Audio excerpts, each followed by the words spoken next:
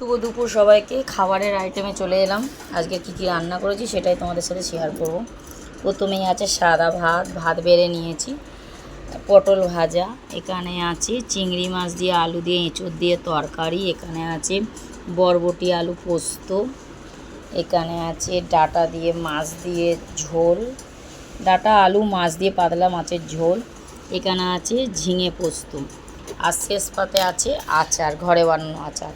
আর তোমাদের সাথে তো আচারটা সবসময় শেয়ার করি, শেষ পাতে আচারটা খাই, যেহেতু বানিয়ে রেখেছি।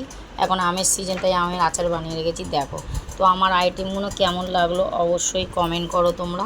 এই আইটেমগুলো দিয়ে আজকে দুপুরের মেনু সারবো। ছেলের ভাত বেড়ে দিয়ে দিয়েছি, তো আমাদের ভাত এবার বেড়ে নেবো। আর খাওয়া দাওয়াটা কি সত্যি ভালো হবে? ভালো যদি হয় তোমরাও চলে আসো, সবাই একসাথে বসে খাবো। শুভ দুপুরটা সবাই একসাথে সারবো। তো খাবারের আইটেমটা ভালো লাগলে অবশ্যই কমেন্ট করো, আর ভালো লাগলে অনেক ভালোবাসা দেওয়া। তোমাদের সাহায্য আমাদের এগিয়ে নিয়ে যাবে। তো টাটা বন্ধুরা, শুভ দুপুর, সুস্থ থেকো, ভালো থেকো।